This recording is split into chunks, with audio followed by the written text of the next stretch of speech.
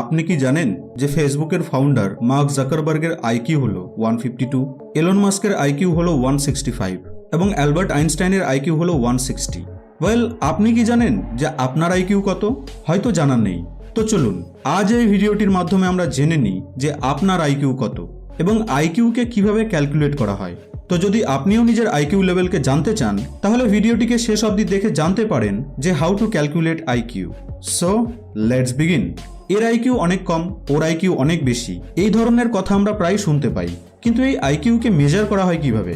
Well, আইকিউকে measure করা হয় কিভাবে এটি জানার আগে আপনি এটি জানুন যে আইকিউ আসলে কি জিনিস। আইকিউ অর্থাৎ ইন্টেলিজেন্স কোশেন্ট। আইকিউর ব্যবহার সাধারণত কোনো ব্যক্তির ইন্টেলিজেন্স লেভেলকে জানার জন্য করা হয়। এর সাহায্যে আপনি জানতে পারেন যে কোনো ব্যক্তি কতটা বুদ্ধিমান এবং কতটা স্মার্ট। আর্লি 90s আইকিউর সাহায্যে কোনো ব্যক্তির মেন্টাল রিটার্ডেশনকে টেস্ট করা হতো। এতে জানা যেত যে কোনো ব্যক্তি মানসিকভাবে কতটা দুর্বল রয়েছে। বিনেট সাইমনের টেস্ট অনুযায়ী যে সকল ব্যক্তিদের আইকিউ 70 নিচে হয় সেই সকল ব্যক্তিরা মেন্টালি রিটার্ডের মধ্যে পড়ে। অর্থাৎ 70 আইকিউ হলো মেন্টাল রিটার্ডেশনের বেঞ্চমার্ক।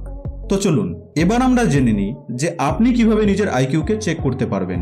বাকি ইনফরমেশনগুলিকে ভিডিও শেষে আপনাদের সাথে শেয়ার করব। আইকিউ ক্যালকুলেট করার ফর্মুলাটি খুবই সিম্পল। ফর্মুলাটি হলো MA/CA × 100। এখানে M এর অর্থ হলো মেন্টাল এজ এবং C এর অর্থ হলো ক্রোনোলজিক্যাল এজ। এবার আপনি হয়তো ভাবছেন যে মেন্টাল এজ কি জিনিস এবং ক্রোনোলজিক্যাল এজই বা কি জিনিস, তাই না? মেন্টাল এজ অর্থাৎ আপনার মস্তিষ্কের বয়স। আপনি হয়তো লোকেদের বলতে শুনেছেন যে ওই ব্যক্তিটির বয়স 25 তো ঠিকই, কিন্তু তার মস্তিষ্ক 6 বছরের শিশুর মতো।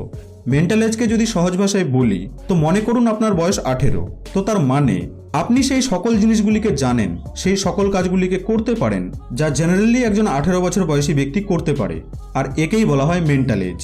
ক্রোনোলজিক্যাল এজ অর্থাৎ আপনার আসল বয়স, আপনার জন্মের দিন থেকে শুরু করে আজ পর্যন্ত আপনার বয়স কত হলো, এটাই হলো ক্রোনোলজিক্যাল এজ। তো ফর্মুলাটি হলো মেন্টাল এজ আপন ক্রোনোলজিক্যাল এজ × 100। এটিকে বোঝার জন্য চলুন একটি ছোট্ট এক্সাম্পলকে আমরা নিয়ে নিই। একটি স্টুডেন্ট যার বয়স হলো 16 এবং সেই স্টুডেন্টটি সেই সকল কাজগুলিকে করতে পারে এবং সেই সকল জিনিসগুলিকে জানে যা একজন 16 বছর বয়সী ছেলের জানা উচিত। তো এই স্টুডেন্টটির যদি আমরা আইকিউ ক্যালকুলেট করতে চাই তো মেন্টাল এজ হলো 16, ক্রোনোলজিক্যাল এজ হলো 16 × 100, আর এর অ্যান্সার আসবে 100। মানে একজন নর্মাল ব্যক্তির আইকিউ প্রায় 100-এর কাছাকাছি থাকে। এবার এই এক্সাম্পলটিতে একটি চেঞ্জেস করে দেখি, কারণ জরুরি নয় যে আপনার মেন্টাল এজ এবং আপনার ক্রোনোলজিক্যাল এজ একই হবে। দেখা গেল যে আপনার ক্রোনোলজিক্যাল এজ 18, বাট আপনার স্বভাব, কথা বলার স্টাইল, ভাবার ক্ষমতা একজন 15 বছর বয়সী ছেলের মতো। আবার দেখা গেল যে আপনার ক্রোনোলজিক্যাল এজ তো 18 ঠিকই, বাট আপনার স্বভাব, আচরণ, ভাবার ক্ষমতা একজন 25 বছর বয়সী ব্যক্তির মতো।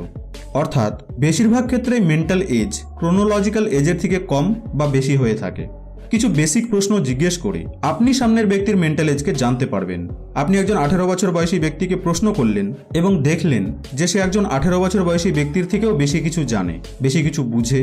তো তার মানে তার মেন্টাল এজ 18 বছরের থেকেও বেশি, হয়তো 22। তো যদি এই ধরনের ব্যক্তির আইকিউকে ক্যালকুলেট করি তো মেন্টাল এজ 22 আপন রিয়েল এজ 18 × 100 অর্থাৎ 122, মানে তার আইকিউ হলো 122। ঠিক একই রকমভাবে যদি কোনো ব্যক্তি তার বয়সের তুলনায় কম স্ট্যান্ডার্ডসের উত্তরকে দিতে পারে, ফর এক্সাম্পল ধরুন তার মেন্টাল এজ হলো 12, তো তার আইকিউ ক্যালকুলেট করলে 12/18 × 100 মানে 66.6 হবে। আর একটু আগে আমরা জানলাম যে বিনেট সাইমনের টেস্ট হিসেবে যে ব্যক্তির আইকিউ 70-র নিচে হয় তারা মেন্টালি রিটার্ড ক্যাটাগরির মধ্যে আসে। তো এই 66.6 আইকিউকে আমরা বিলো এভারেজ বলতে পারি। তো চলুন এবার আমরা দেখে নিই যে আইকিউর ক্লাসিফিকেশন কিভাবে করা হয়। যখন আপনি নিজের বা সামনের ব্যক্তির আইকিউকে ক্যালকুলেট করে নেবেন তো তখন আপনি কিভাবে জানবেন যে সেই ব্যক্তি কোন ক্যাটাগরির মধ্যে পড়বে? ওয়েল, এর জন্য আইকিউকে আলাদা আলাদা রেঞ্জে ক্লাসিফাই করা হয়েছে। যেমন যদি কারো আইকিউ 130 বা তার বেশি হয় তো সেই ব্যক্তি ভেরি সুপিরিয়র ক্যাটাগরির মধ্যে পড়ে। যদি কারো আইকিউ 120 থেকে শুরু করে 129-এর মধ্যে হয় তাহলে সেই ব্যক্তি সুপিরিয়র ক্যাটাগরির মধ্যে পড়ে।